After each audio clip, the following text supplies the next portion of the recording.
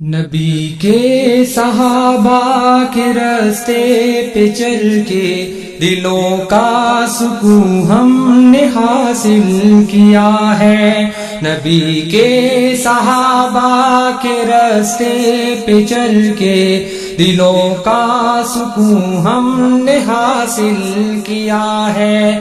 لگا ہے نشہ جب سے جنت کا ہم کو اونچا ٹپ نجی اس جہاں سے ہوا ہے. لگا ہے نشہ جب سے جنت کا ہم کو اونچا ٹپ نجی اس جہاں سے ہوا ہے. وہ طائف کی وادی میں کھا کھا کے پتھر ہمارے لیے جو تڑپتا رہا تھا.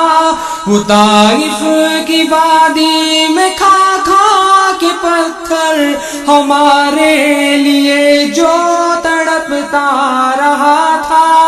اسی کے طریقے کو پیروں سے روندا. ذرا خود بتاؤ یہ کیسی وفا ہے. نبی کے صحابہ کے راستے پہ چل کے دلوں کا سکون ہم نے حاصل کیا ہے. لگا ہے نشہ جب سے جنت کا ہم کو اونچا ٹپ نجی اس جہاں سے ہوا ہے.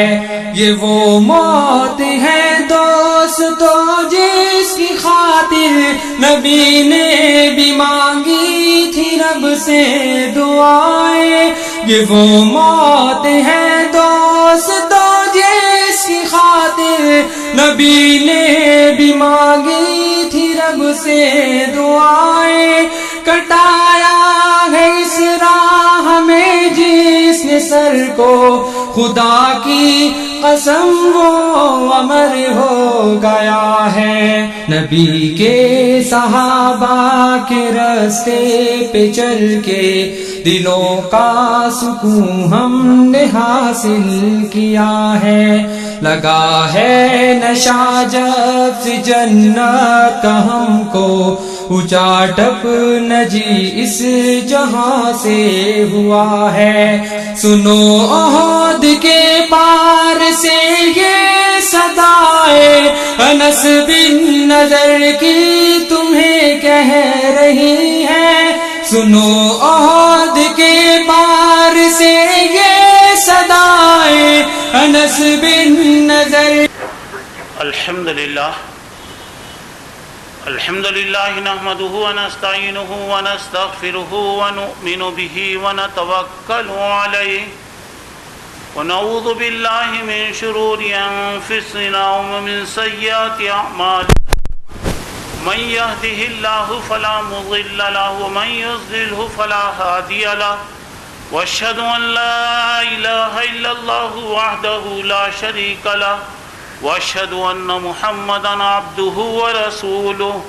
اما بعد فان خير الحديث كتاب الله وخير الهدي هدي محمد صلى الله عليه وسلم وشر الامور محدثاتها كل محدثة بدعة وكل بدعة ضلالة وكل ضلالة في النار. فاعوذ بالله السميع العليم من الشيطان الرجيم. بسم الله الرحمن الرحيم. قل إن كنتم تحبون الله فاتبعوني يحببكم الله ويغفر لكم ذنوبكم والله غفور رحيم. قل اطیعوا اللہ والرسول فإن تولوا فإن اللہ لا يحب الکافرین. بزرگان محترم، عزیز دوستوں اور بھائیوں اور میری اسلامی ماؤں اور بہنوں، اس وقت آپ لوگوں کے سامنے سورہ آل عمران کی 31 نمبر کی آیت آپ کے سامنے پڑھی گئی. اس آیت کے اندر اللہ رب العالمین کا ارشاد ہے،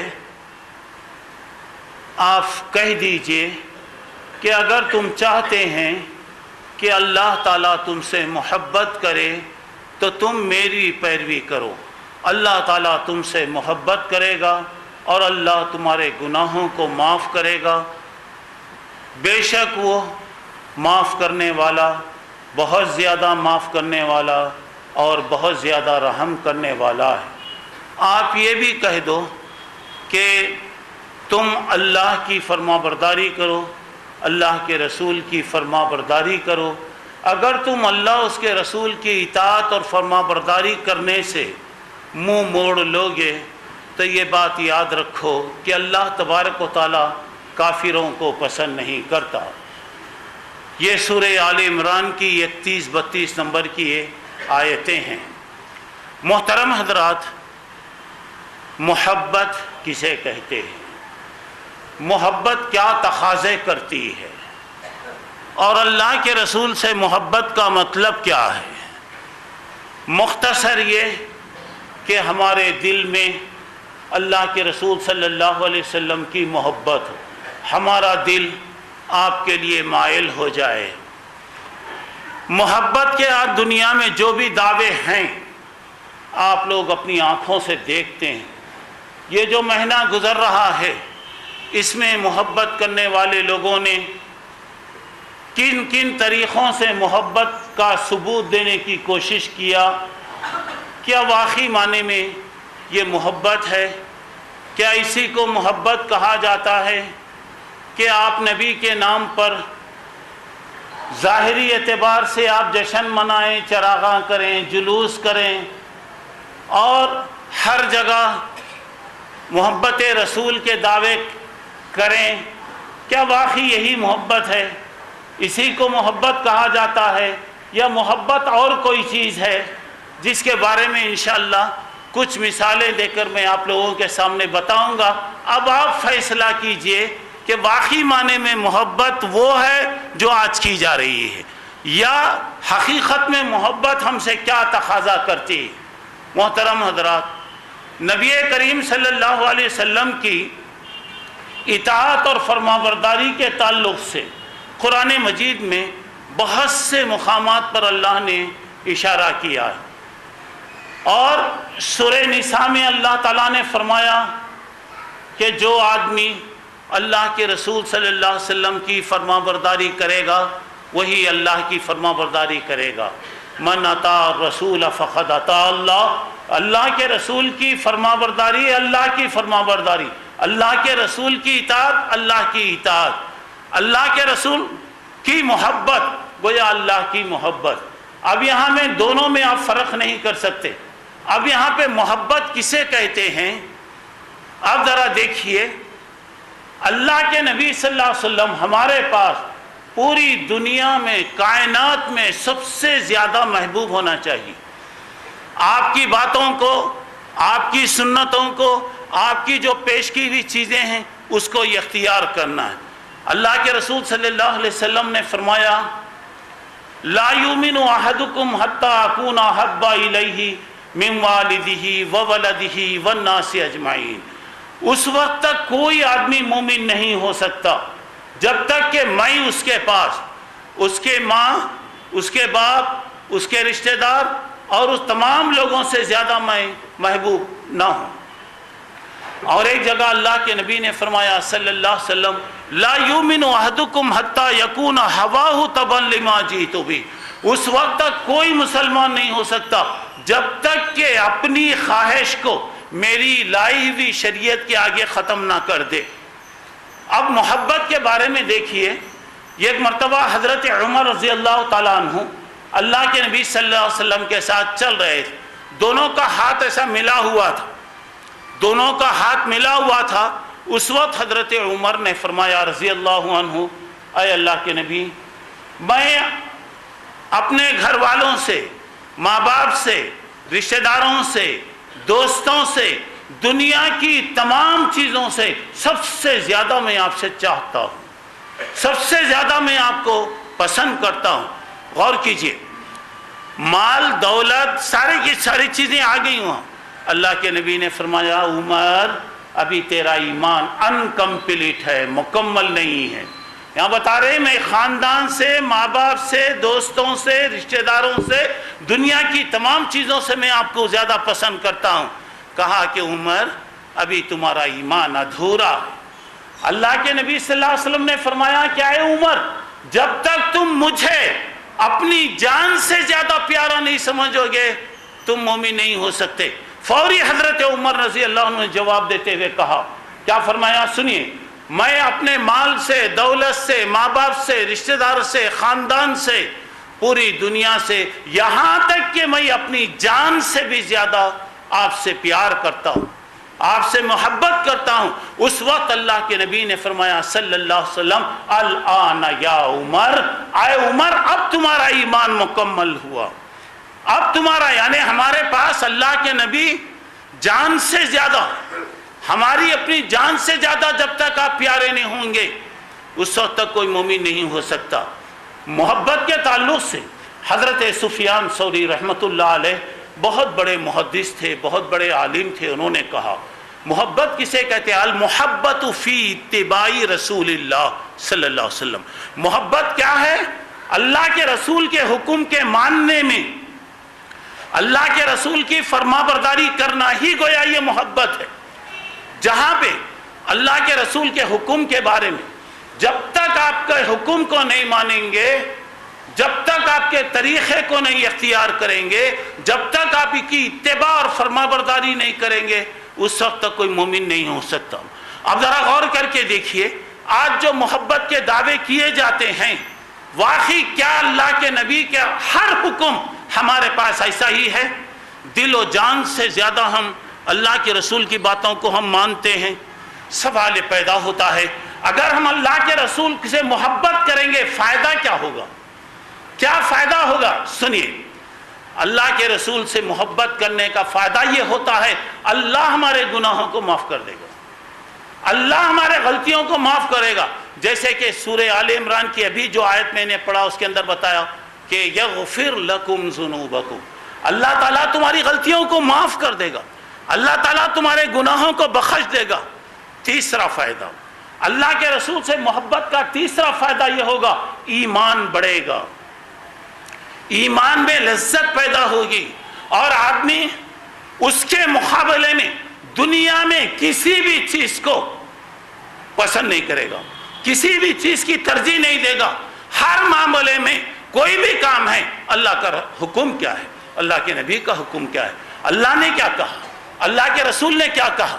اور یہاں پر دیکھیے اللہ کے نبی صلی اللہ علیہ وسلم نے لوگوں کے سامنے آپ نے اعلان کیا حج کے موقع پر جو کچھ دین میں کمی زیادتی جو بھی ہونا تھا وہ ہو گیا.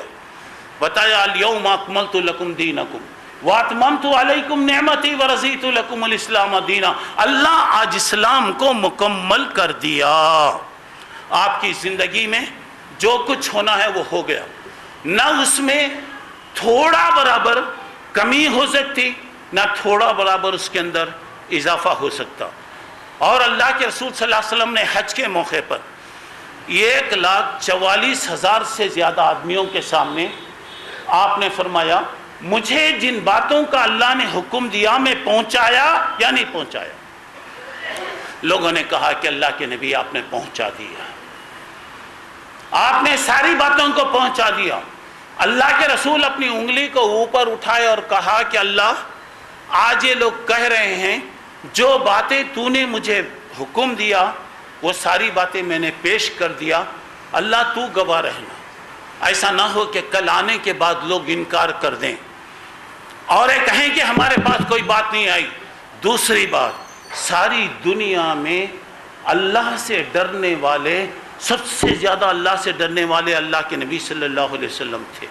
اور اللہ کے رسول صلی اللہ علیہ وسلم کی کیفیت کیا ہے، آپ کی محبت کا تقاضا کیا ہے، ذرا غور کر کے دیکھیے.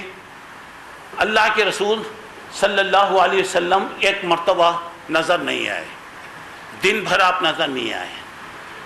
آپ کے غلام پوری ہر جگہ تلاش کرنے لگے اور دیکھا کہ اللہ کے نبی صلی اللہ علیہ وسلم نظر نہیں آئے. بہت دیر کے بعد اللہ کے رسول صلی اللہ علیہ وسلم سے ملاقات ہوئی. کہا کہ اللہ کے نبی کچھ دیر کے لیے آپ نظر نہیں آئے. ہمارے دل میں بے قراری ہوئی، میرا دل بہت پریشان ہو گیا، اور میں یہ سوچنے لگا کہ آپ جنت میں اونچے اس میں ہوں گے، بڑے درجوں میں آپ ہوں گے، ہم لوگ معلوم نہیں کہاں ہوں گے، کیا آپ سے ملاقات ہو سکتی ہے؟ اس وقت اللہ نے آیت اتارا، من یطیع اللہ والرسول فاولئک مع الذین انعم اللہ علیہم من النبیین والصدیقین والصالحین والشہداء، یعنی جو لوگ ایمان لائے اور اچھے کام کیے، کل قیامت میں اللہ نبیوں کے ساتھ، صدیقین کے ساتھ، صالحین کے ساتھ، نیک لوگوں کے ساتھ اللہ تعالیٰ ان کا حشر فرمائے گا۔ چلیے، ایک آدمی اللہ کے نبی کے پاس آیا صلی اللہ علیہ وسلم، کہا اللہ کے نبی قیامت کب آئے گی؟ اللہ کے رسول نے پوچھا تو نے قیامت کے لیے کیا تیاری کیا، کیا تیری تیاری ہے؟ تو اس نے کہا اللہ کے رسول میں زیادہ تیاری تو نہیں کیا، صرف اتنا ہے آقا دنیا میں سب سے زیادہ میں آپ سے محبت کرتا ہوں، اللہ اس کے رسول صلی اللہ علیہ وسلم سے میں محبت کرتا ہوں۔ اللہ کے نبی نے فرمایا المرء مع من احب، آدمی قیامت میں انہی کے ساتھ ہوگا جن کو وہ چاہے گا، یعنی اللہ اس کے رسول سے محبت کرنے والا، اللہ تبارک و تعالیٰ رسولوں کے ساتھ، نبیوں کے ساتھ، شہیدوں کے ساتھ، نیک لوگوں کے ساتھ اللہ تعالیٰ حشر فرمائیں گے۔ میرے دوستو، اتباع، تیسری بات یہ ہے فوری حکم کو ماننا، یہ محبت کی علامت ہے۔ چلیے کچھ مثالیں سنیے۔ مدینہ منورہ میں نماز ہو رہی ہے، عین نماز کی حالت میں قبلہ بدلنے کا حکم آیا۔ پہلے بیت المقدس کی طرف منہ کر کے لوگ نماز پڑھتے تھے، بعد میں مسجد کعبہ کی طرف، بیت اللہ کی طرف رخ کر کے نماز پڑھنے کا حکم دیا گیا۔ نماز میں حکم آیا، اگر اس وقت لوگ چاہتے خیر ٹھیک ہے نماز 2 رکعت ہو گئی ہیں، چلیے بعد کی نماز ہم اس طرف کعبے کی طرف منہ کر کے نماز پڑھ لیں گے، نہیں، نماز کی حالت میں قبلہ بدل گئے۔ کچھ نماز بیت المقدس کی طرف، مسجد اقصی کی طرف ہوئی، اسی نماز کی حالت میں کچھ نماز کعبے کی طرف کی گئی۔ جو لوگ مکہ مدینہ منورہ گئے وہاں پہ مسجد قبلتین دیکھے ہوں گے۔ مسجد قبلتین کا مطلب یہی ہے کہ فلسطین کی طرف، بیت المقدس کی طرف نماز ہو رہی تھی، 16 یا 17 مہینے تک نماز اس طرف پڑھی گئی۔ اس کے بعد جیسے یہ حکم آیا نماز کی حالت میں بدل گئے۔ تو یہ لوگ دیر نہیں کیے کہ تھوڑی دیر انتظار کر لیں یا چلیے آئندہ آنے والی نماز، یہ ہے اتباع، حکم آتے ہی فوری طور سے مان لیں۔ دوسری مثال، خیبر کی لڑائی، یہودیوں کے ساتھ لڑائی ہوئی، بہت بڑی لڑائی۔ لڑائی کے بعد گدھا، یہ دھوبی کا گدھا جو تھا یہ جائز تھا۔ میں دھوبی کا گدھا اس لیے کہہ رہا ہوں، گدھا 2 قسم کا ہوتا ہے، ایک جنگلی گدھا ہوتا ہے اور ایک دھوبی کا گدھا ہے۔ یہ جنگلی گدھا ہے وہ حلال ہے، اب یہ دھوبی کا گدھا، پالتو گدھا جو وہ حرام ہے۔ اللہ کے نبی کا حکم آیا، لوگوں گدھے کا گوشت اللہ نے حرام کر دیا۔ اس وقت گدھے کٹے ہیں، ہانڈیاں پک رہی ہیں، سالن پک رہا ہے، اور چولہے پر گویا سالن تیار ہے، بعد پک گیا ہے۔ اب اللہ کی طرف سے اعلان آ رہا کہ گدھے کا گوشت حرام کیا گیا۔ اسی وقت پوری ہنڈیاں لڑکائی گئیں، پوری ہنڈیوں کو اوندھا کیا گیا۔ خود نبی کریم صلی اللہ علیہ وسلم جا رہے تھے، آپ کے ہاتھ میں لکڑی تھی، لاٹھی تھی، آپ لاٹھی سے اسے گراتے چلے گئے۔ جب اللہ کے نبی کا اعلان ہوا، کیا مجال ہے کہ لوگ اب تو پک گیا، ہم تو پکا دیے، سالن پک گیا، بھوک بھی لگ رہی ہے، چلیے بعد میں ہم لوگ نہیں کھائیں گے، نہیں، حکم آیا فوری طور سے مان لینا، یہی ایمان ہے۔ چلیے تیسری مثال، اللہ کے نبی صلی اللہ علیہ وسلم کے پاس ایک عورت آئی، اس کے ہاتھ میں سونے کے کنگن تھے، سونے کے کنگن تھے۔ اللہ کے نبی نے فرمایا صلی اللہ علیہ وسلم، کیا تو اس کی زکوٰۃ دیتی ہے؟ کیا تو یہ پسند کرے گی کہ یہ کنگن کے بدلے اللہ تعالیٰ تجھے جہنم میں جلائے؟ وہ اللہ کی بندی فوری طور سے اس کو نکالی اور اللہ کے رسول کی خدمت میں پیش کر دی۔ اب یہاں پہ زکوٰۃ کے بارے میں بعض لوگ کہتے ہیں سال میں ایک مرتبہ دے دیے تو کافی ہے۔ سوال یہ کہ ہم تمام صبح میں ماشاءاللہ ناشتہ کر کے آئے، پھر دوپہر میں ہم لوگ نہیں کھائیں گے، کیونکہ صبح میں کھا لیا، ایک مرتبہ کھا لیا تو پھر کھانے کی ضرورت نہیں. حیدرآباد کے لوگوں کی تو حالت یہ ہوتی ہے، ایک سال کے ڈش تیار ہوتے رہتے وہاں، اور اس کے بعد اب دوپہر کا کھانا کھائے تو رات کا ڈش تیار ہوتا، رات کا کھائے تو دوپہر کا بنتا. اب یہاں پہ اللہ کے نبی نے یہ نہیں پوچھا گزشتہ سال زکوٰۃ دی یا نہیں دی، نہیں، زکوٰۃ دے رہی ہے کیا، وہ فوری نکالی، اللہ کے رسول کی خدمت میں دے دی. یہ ہے ایمان. چلیے، لوگ نماز پڑھ رہے ہیں، نماز کی حالت میں اللہ کے نبی صلی اللہ علیہ وسلم نے اپنے جوتے کو نکالا، جوتے کو آپ نے نکالا، پوری جماعت اسی وقت جوتا نکالی. اللہ کے نبی نے پوچھا کیوں بھائی آپ لوگ جوتا نکالے؟ کہا کہ اللہ کے نبی، ہم نے آپ کو نماز میں جوتا نکالتے ہوئے دیکھا، فوری ہم نکال دیے. اللہ کے نبی نے فرمایا صلی اللہ علیہ وسلم، میرے پاس حضرت جبرائیل آئے تھے، انہوں نے کہا تمہارے جوتے میں غلاظت لگی ہوئی ہے، وہ جوتا نکال دو. میں نکال دیا جوتا. لوگوں نے کہا کہ اللہ کے نبی، ہم نے آپ کو جوتا نکالتے ہوئے دیکھا، محبت یہی ہے کہ ہم بھی نکال دیں. چلیے، مدینے میں شراب پانی سے زیادہ پی جاتی تھی، شراب عرب کے مزاج اور گھٹی میں پڑی ہوئی تھی. اب مدینے میں شراب کا دور چل رہا ہے. حضرت انس رضی اللہ عنہ فرماتے ہیں، میں تمام لوگوں کو شراب پلا رہا ہوں، تمام لوگوں کو میں شراب بھر بھر کے دے رہا ہوں. اعلان ہو رہا ہے کہ لوگوں، اللہ نے شراب کو حرام کر دیا، شراب کو حرام کر دیا. ہاتھوں میں گلاس ہے، کیا مجال کہ وہ گلاس منہ کے پاس جائے؟ جس کا گلاس منہ کے پاس ہے، کیا مجال کہ یہ گھونٹ بھی اندر جائے؟ جس کے ہاتھ میں پیالہ ہے، آواز سنتے ہی شراب رکھ دی گئی، اٹھا کر پھینک دیا. اس طریقے سے لوگوں نے پھینکا کہ مدینے کی گلیوں میں پانی کی طرح شراب بہنے لگی. یہ ہے ایمان، یہ ہے محبت. حکم آیا، آنے کے ساتھ فوری طور سے اس کا حکم مان لیا جائے. چلیے، اللہ کے رسول کے لیے اپنی جان دینے کے لیے تیار، ہر وقت اپنی جان دینے کے لیے تیار. چلیے آئیے سنیے کچھ مثالیں. احد کی لڑائی، دوسری لڑائی چل رہی ہے. کچھ حالات ایسے ہو گئے کہ جو لڑائی جیتی گئی تھی اللہ کے رسول کی نافرمانی کی وجہ سے وہ ہار میں بدل گئی، شکست میں بدل گئی، اور بہت سے نقصانات ہوئے. 70 آدمی مارے گئے، اللہ کے نبی زخمی ہو گئے، آپ کی پیشانی پھٹ گئی، دانت آپ کے ٹوٹ گئے، گڑھے میں آپ گر گئے. یہ افواہ بلند ہوئی کہ اللہ کے نبی صلی اللہ علیہ وسلم کو قتل کر دیا گیا. حیران پریشان ہو گئے لوگ، تتر بتر ہو گئی فوج. اور کچھ لوگ ایک جگہ کونے میں آ گئے، بیٹھ گئے. باتیں جب اللہ کے نبی ہی نہیں رہے تو ہم لوگ کیا کرنا ہے؟ سنیے ذرا، غور کیجیے. حضرت انس ابن نضر رضی اللہ تعالیٰ عنہ، اندھے آدمی مدینے سے احد کی طرف آ رہے ہیں. راستے میں دیکھا کہ صحابہ کچھ بیٹھے ہوئے، صحابہ کی جماعت بیٹھی. بولا کیوں بھائی، تمہارے کو معلوم نہیں کیا؟ کیا ہوا بھائی؟ اللہ کے رسول شہید ہو گئے نا. اچھا، اللہ کے رسول جس راستے پر شہید ہو گئے، ایمان کا تقاضا ہے کہ ہم بھی شہید ہو جائیں.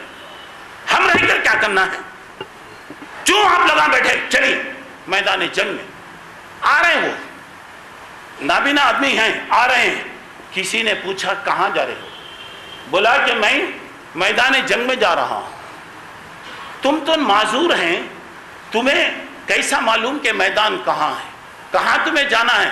کہا جس جگہ سے مجھے جنت کی خوشبو آئے، جس جگہ سے مجھے جنت کی خوشبو آئے گی، میں یہ سمجھوں گا کہ میرا آقا اس جگہ لڑ رہا ہے.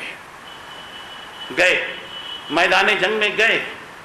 80 سے زیادہ زخم لگے، اور ایک زخم بھی پیچھے نہیں، سارے کا سارا چہرے اور سینے پہ زخم لگے.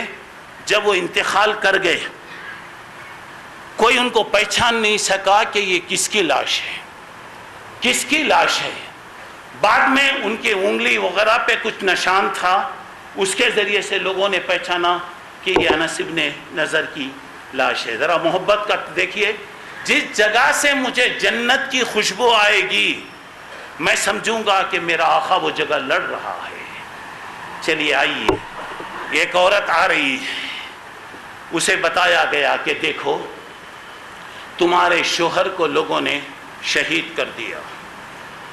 تو وہ کہنے لگی مجھے بتاؤ کہ اللہ کے نبی کیسے ہیں؟ ذرا آگے بڑھی، کہا گیا کہ دیکھو تمہارے باپ کو بھی لوگوں نے شہید کر دیا۔ بتایا کہ مجھے بتاؤ کہ میرے آقا کیسے ہیں؟ ذرا اور آگے بڑھی، کسی نے بتایا کہ تمہارے بھائی کو بھی لوگوں نے شہید کر دیا۔ کہا کہ مجھے بتاؤ کہ آقا کیسے ہیں؟ آگے بڑھی تو اسے بتایا گیا کہ دیکھو تمہارا سہارا، تمہارا بیٹا بھی شہید ہو گیا۔ اللہ اکبر! ایک عورت، 4 آدمی، شوہر شہید ہو گیا، باپ شہید ہو گیا، بیٹا شہید ہو گیا، بھائی شہید ہو گیا، ایک ہی گھر میں 4 شہید۔ مگر وہ جیسے آگے بڑھ رہی تھی، اللہ کے نبی صلی اللہ علیہ وسلم کو اس نے دیکھ لیا، کہا کل مصیبت بعدک جلل یا رسول اللہ، اللہ کے نبی اگر آپ زندہ ہیں تو مجھے میرے باپ کے مرنے کا غم نہیں، میرے شوہر کے مرنے کی مجھے فکر نہیں، میرے بیٹے کے مرنے پر مجھے کوئی غم نہیں ہے، میرے بھائی کے مرنے پر کوئی غم نہیں مجھے۔ آپ اگر زندہ ہیں تو ہر مصیبت میرے لیے کوئی حقیقت نہیں رکھتی۔ آئیے، ایک عورت اللہ کے نبی صلی اللہ علیہ وسلم کے پاس آئی، 1 سال کا بچہ، 1 سال کا بچہ لے کر آئی، بتائی آقا آپ میدان جنگ میں جا رہے ہیں، یہ میرا بچہ ہے، یہ بچے کو بھی لے کر جائیے، یہ بچے کو بھی میدان جنگ میں لے جائیے۔ میدان جنگ کیا ہوتا؟ یہ میدان جنگ جان دینا ہے۔ 1 سال کا بچہ، اللہ کے نبی نے فرمایا 1 سال کا بچہ نہ دشمن کو بھگا سکتا، نہ تیر چلا سکتا، نہ کوئی حملہ کر سکتا، اب بتا میں کیا کروں، میں کیا کر سکتا ہوں، تیرا بچہ کیا کام آئے گا؟ قربان جائیے، اس عورت نے جواب دیا میرے آقا مجھے معلوم ہے میرا بچہ لڑ نہیں سکتا، میرا بچہ تلوار نہیں چلا سکتا، میرا بچہ دشمن کے تیر کو روک نہیں سکتا، اتنا تو ہو سکتا ہے نا میرے آقا، جب دشمن کا تیر آپ پر آئے میرے بچے کو آگے پیش کر دیجئے، میرے بچے کو ڈھال بنا دیجئے۔ چلیے آئیے اور ایک مثال سنیے، بدر کی پہلی لڑائی میں ایک ہی عورت کے 9 بچے، حضرت افرا نام تھا، 9 بچے آئے، اللہ کے نبی صلی اللہ علیہ وسلم کے پاس، کہا اللہ کے رسول ہم بھی آنا چاہتے ہیں۔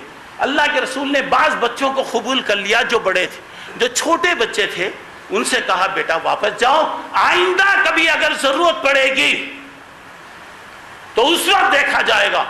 بچوں نے کہا کہ اللہ کے نبی ہماری اماں نے ہم سے اقرار لیا ہے، کیا اقرار لیا ہے؟ جاؤ اللہ کے راستے میں جہاد کرو، میں بغیر جہاد کے تمہیں گھر میں آنے نہیں دوں گی۔ اللہ کے نبی اگر ہم چلے گئے تو ہماری اماں ہم کو گھر میں نہیں آنے دے گی۔ ہمارے بچے جیسے مٹھائی کے لیے، چاکلیٹوں کے لیے، فون کے لیے، دوسری چیزوں کے لیے جیسے آج ہمارے بچے لڑتے ہیں، وہ بچے میدان جنگ میں جا کر دین کے لیے اپنی جان دینے کے لیے وہ لڑتے تھے۔ اندازہ لگائیے پورے بچوں کو اللہ کے رسول قبول کر لیے۔ آپ جانتے ہیں دشمن اسلام، دشمن خدا، دشمن رسول ابو جہل کو مارنے والے کون تھے؟ یہ 2 بھائیوں میں، یہ بچوں میں سے 2 بھائیوں نے ابو جہل کو مارا۔ چلیے آپ آگے بڑھیے، عبداللہ ابن ابی منافقوں کا سردار، مدینے کا سب سے بڑا دشمن، ذرا غور کیجئے، اس کا بیٹا عبداللہ پکا مسلمان، اللہ کے نبی کی خدمت میں آیا، کہا اللہ کے رسول میرا باپ جو کرتا ہے، میرا باپ جیسا بھی کرتا مجھے معلوم ہے، لو شئت لأتیتک براسہ، اللہ کے نبی اگر آپ حکم دیں میرے باپ کو قتل کر کے اس کا سر میں آپ کے سامنے لا کر میں پیش کروں گا۔ میرے دل میں آپ کی محبت ہے، آپ سے پیار ہے، باپ سے مجھے محبت نہیں، آپ اگر حکم دیں تو اسے قتل کر کے آپ کے پاس سر لا کر پیش کروں گا۔ اللہ کے نبی نے کہا کہ نہیں، چھوڑو، اس کی حالت پر تم چھوڑ۔ چلیے آئیے اور ایک مثال سنیے، احد کی لڑائی کے لیے اعلان ہو رہا ہے، لوگوں میدان جنگ میں جانا ہے، دشمن سے مقابلہ کرنا ہے۔ حضرت حنظلہ ایک صحابی، ایک دن پہلے ان کا نکاح ہوا، رات انہوں نے کیا، صبح میں اٹھے، انہیں غسل کرنا ہے۔ ذرا غور کر کے دیکھو آج کتنی مرتبہ نماز کی آواز آتی، حی علی الصلاح حی علی الفلاح کی آواز آتی، کہاں بھی محبت رسول کا دعویٰ کرنے والے، یہی محبت رسول ہے۔ ارے ان کی محبت جیسی تھی، دیکھیے محبت ایک نیچر ہوتی، فطری محبت، فطری محبت۔ مکے والے اللہ کے رسول سے کتنی محبت کرتے تھے، آپ کو امین کہتے تھے، صادق کہتے تھے، آپ کی کتنی عزت کرتے تھے۔ حضرت ابو طالب نے تو اپنی پوری زندگی اپنے بھتیجے کے لیے لگا دیا۔ ایک تو فطری محبت، فطری محبت سے کچھ نہیں ہوتا، خاندانی محبت سے کچھ نہیں ہوتا، ایمان کی محبت، جب تک ایمان کی محبت نہیں ہوتی کچھ نہیں ہوتا۔ دیکھیے نئی دلہن چھوڑ کر غسل کرنے کے لیے بیٹھے ہوئے ہیں، اعلان ہو رہا ہے کہ لوگوں میدان جنگ میں جانا ہے۔ حضرت حنظلہ سوچتے ہیں میدان جنگ میں جانا ہے، اگر میں غسل کرتے بیٹھوں، ذرا بھی اگر دیر ہو گئی، اللہ اگر میرے سے سوال کرے تو میں کیا جواب؟ تو رسول کا اعلان سنا، کیا کرا؟ غسل نہیں کیے، اسی حالت میں میدان میں چلے گئے۔ ماشاءاللہ لڑے، شہید ہو گئے، لڑے شہید ہو گئے۔ کتنی محبت کا دعویٰ کرنے والے، اذان کے وقت شادی ہوتی رہتی، اذان کے وقت باجے بجتے رہتے، اذان کے وقت جلوس نکلتے رہتے، اذان کے وقت دیکھیے محبت رسول کا دعویٰ کرنے والے ہم لوگ، اور محبت رسول کا دعویٰ کرنے والا اپنی بیوی کو چھوڑ کر آیا ہے اور غسل بھی نہیں کیا، خیر میدان جنگ میں گئے، شہید ہو گئے۔ بعد میں لڑائی کے بعد لاشوں کو جمع کیا گیا، سب لاشوں کو جمع کیا گیا، ایک لاش نظر نہیں آ رہی ہے، ایک لاش نظر نہیں آ رہی ہے۔ اور جو آدمی جتنا بڑا بنتا اس کو امت کا بھی کتنا خیال ہوتا، دیکھیے ارے اتنے لوگ آ گئے، ٹھیک ہے چھوڑیے، نہیں، اللہ کے رسول نے کہا یہ آدمی نظر نہیں آ رہا ہے، چلو اس کی لاش کو ڈھونڈو، تلاش کرو۔ ڈھونڈتے تلاش کرتے کرتے گئے، ایک کونے میں ایک پتھر پر ان کی لاش رکھی ہوئی ہے اور ان کے جسم سے پانی گر رہا ہے۔ آپ جانتے ہیں کہ اگر کوئی اللہ کے لیے شہید ہو گیا، اسے غسل نہیں، اسے کفن نہیں، اسے نماز جنازہ نہیں، ختم ہو گیا۔ جیسے ہی وہ شہید ہوا، اس کے خون کا ایک قطرہ زمین پر گرا، اللہ معاف کر دیتا، بس ویسے ہی اس کو لے جائیں گے، دفن کریں گے۔ یہاں غسل دیا جا رہا ہے، سمجھ میں نہیں آیا۔ اللہ کے نبی نے کہا یہ آخر کیا ماجرا ہے، کیا ہے، ذرا تحقیق کیجئے۔ گھر کو بھیجا، گھر کو بھیجا، گھر میں جواب ملا کہ کل ان کا نکاح ہوا، رات وہ گزار کر صبح میں اٹھے، انہیں غسل کرنا چاہیے تھا۔ جب اعلان ہونے لگا تو وہ ساری چیزوں کو چھوڑ کر میدان جنگ میں آ گئے، شہید ہو گئے۔ اسی لیے اللہ کے نبی نے فرمایا فرشتے اسے غسل دے رہے تھے، سبحان اللہ، فرشتے غسل دے رہے تھے، ان کا نام ہی پڑ گیا غسیل الملائکہ۔ اللہ کے رسول کے لیے اپنی جان، اپنا مال دینے کی کتنی خواہش دیکھیے لوگوں کے اندر۔ چلیے آگے بڑھیے۔ حضرت ابو بکر رضی اللہ عنہ، ہجرت کا موقع ہے، اللہ کے رسول کے ساتھ ساتھ حضرت ابو بکر کہتے ہیں مجھے پیاس لگی، پانی کی مجھے پیاس لگ رہی تھی، ایک دودھ کا پیالہ آیا۔ حضرت ابو بکر کہتے ہیں رضی اللہ عنہ مجھے بہت شدت کی پیاس تھی، لیکن میں نے وہ دودھ اللہ کے رسول کی خدمت میں پیش کیا۔ اللہ کے رسول پینے لگے، اللہ کے رسول پینے لگے۔ حضرت ابو بکر رضی اللہ عنہ فرماتے ہیں سبحان اللہ، اللہ کے رسول جیسا جیسا دودھ پیتے جا رہے ہیں میری پیاس مٹتی جا رہی ہے، میری پیاس مٹتی جا رہی ہے۔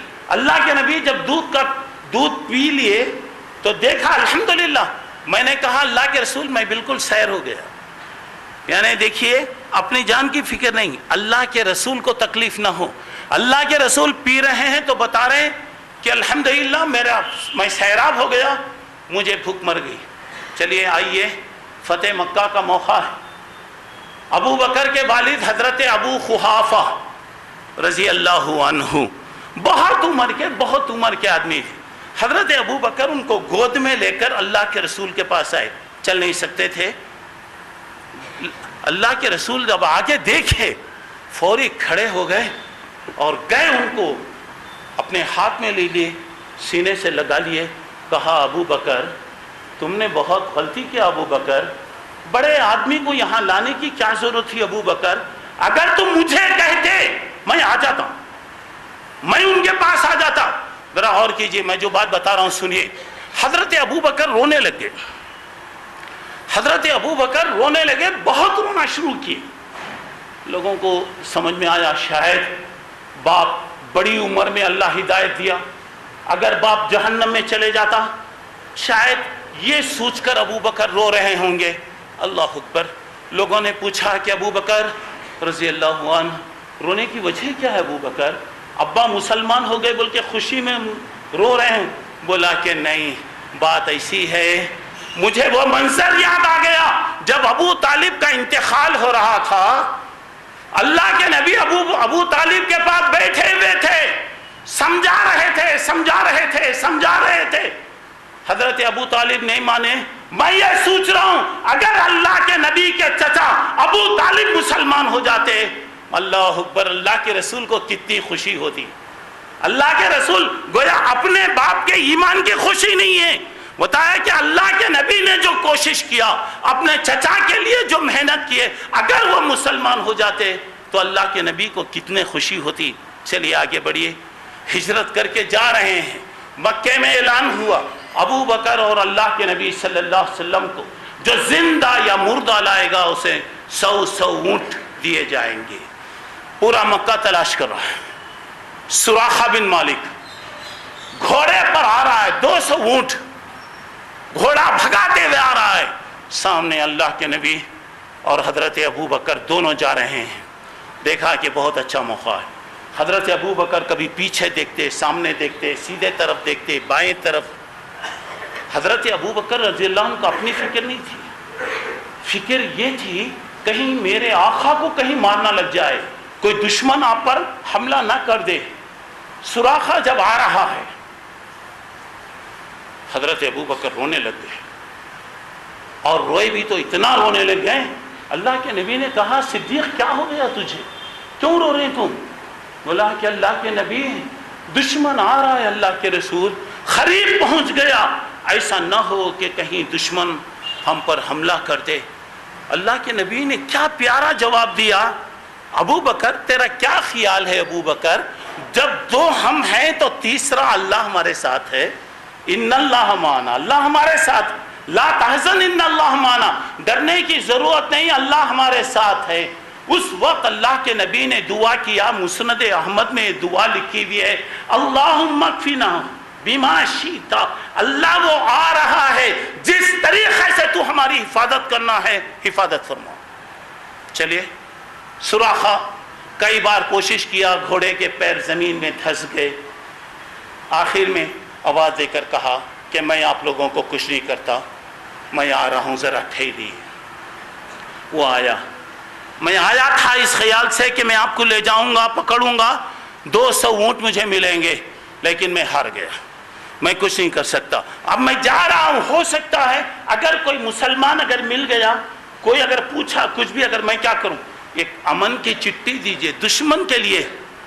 دشمن جو جان کا دشمن ہے اس کے لیے اللہ کے نبی نے کہا ایک لکھ کے دے دو, اسے کوئی بھی تکلیف مت دو. اس وقت میرے اور آپ کے پیارے نبی نے صلی اللہ علیہ وسلم نے کہا سراخہ سن لے. سراخہ آج تو مجھے پکڑنے آیا, آج تو مجھے گرفتار کرنے آیا, اللہ ایک وقت لائے گا ایران فتح ہوگا, ایران کے بادشاہ کے کنگن تیرے ہاتھ میں رہیں گے. حضرت جنگل میں بول دیے, ختم ہو گیا. حضرت عمر رضی اللہ عنہ کے زمانے میں ایران فتح ہوا, بادشاہ کا تاج, ہاتھ کے کنگن سامنے آئے. سوال تھا کہ کس کو دیے جائیں. سراخہ مسلمان ہو گئے تھے, وہ آگے بڑھے. کہا امیر المومنین, جنگل میں ہجرت کے موقع پر اللہ کے نبی نے کہا تھا کہ یہ کنگن میرے ہاتھ میں ہوں گے. حضرت عمر حضرت سراقہ کو بٹھائے، پورے لوگوں کو جمع کیے، بھلا یہ چلیے اللہ کے نبی نے پیشن گوئی کیا تھا ایسے وقت جب کہ مجبوری کا زمانہ تھا۔ دیکھیے اللہ پہ محبت کرنے والے، اللہ کے رسول کے پر محبت کرنے والے کبھی کوئی غلط کام نہیں کرتے۔ چلیے آگے بڑھیے گا۔ کسی نے، اللہ کے نبی نے ایک مرتبہ حضرت ربیعہ سے فرمایا آپ کیا چاہتے ہیں ذرا مجھے بولیں۔ اللہ کے رسول کے ساتھ لوگ رہتے خدمت میں، تو کہتے ہیں میں وضو وغیرہ کے لیے پانی دے رہا تھا۔ اللہ کے رسول نے کہا سل، کچھ کیا ہونا؟ کہا اسألک مرافقتک فی الجنہ۔ اللہ کے نبی میری خواہش ہے آج جیسے میں آپ سے نزدیک ہوں، اللہ کے نبی دعا کیجئے کہ اللہ جنت میں بھی مجھے آپ کے ساتھ ایسا ہی رکھے۔ اللہ کے نبی نے پوچھا اب غیر ذالک، کیا بھی اور کچھ ہونا تمہیں؟ اور کچھ؟ بولا کہ ہوا ذاک، میری خواہش اتنی ہے۔ دیکھیے اگر اللہ کے رسول ان کے لیے اگر دعا کرتے تو ہم لوگوں کے لیے کیا ہوتا؟ اللہ کے نبی نے کیا فرمایا؟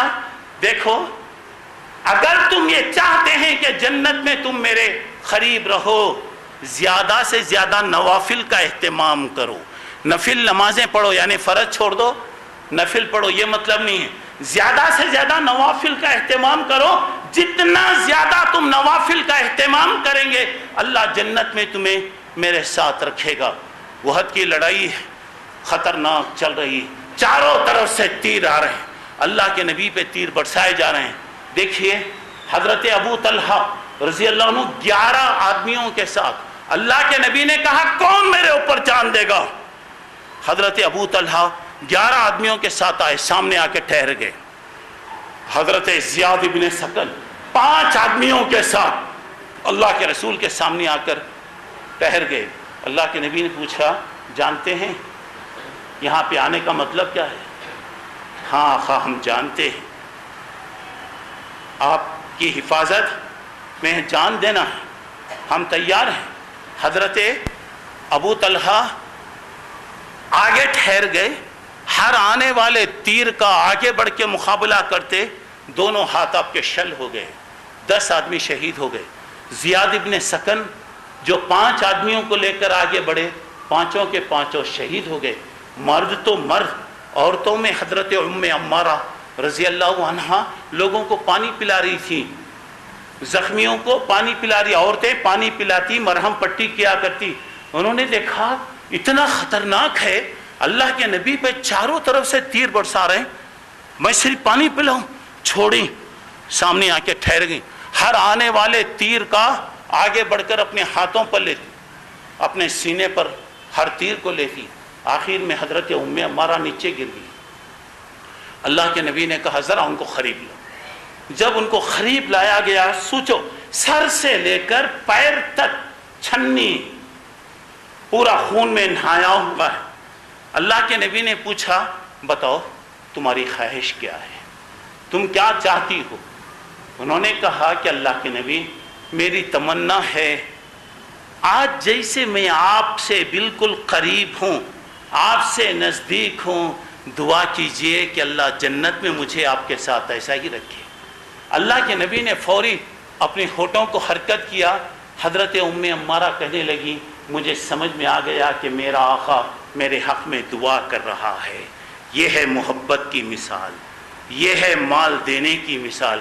میں نے آپ کے سامنے بتایا اللہ کے نبی سب سے زیادہ پیارے ہوں، آپ کی محبت سے اللہ گناہ معاف کرتا، ایمان میں اللہ اضافہ کرتا، جنت میں اللہ آپ کے ساتھ رکھے گا۔ اپنی جان کو اللہ کے رسول کے لیے قربان، دین کی خدمت میں قربان کرنے کا جذبہ، اپنے مال کو قربان کرنے کا جذبہ، یہ چیزیں ہوں گی تو جب محبت آئے گی، جب محبت آئے گی، جب یہ محبت پیدا ہوگی اللہ گناہوں کو معاف کرے گا، درجوں کو اونچا کرے گا۔ یہ ظاہری چیزیں، یہ نہ تو محبت ہیں نہ تو یہ اللہ کے رسول سے قریب کرنے والی چیزیں ہیں۔ دعا کیجئے اللہ مجھے آپ کو صحیح معنوں میں اللہ اس کے رسول کی محبت ہمارے دلوں میں پیدا فرمائے، ہماری جان، ہمارا مال، ہماری عزت، ہماری آبرو، ہر چیز اللہ اس کے رسول کے حکم پر قربان کرنے کی اللہ توفیق عطا فرمائے۔ اللہ تبارک و تعالی ہمارے دلوں کے اندر یہ اطاعت اور فرما برداری کا جذبہ پیدا فرمائے۔ آمین۔ وآخر دعوانا ان الحمد للہ رب العالمین۔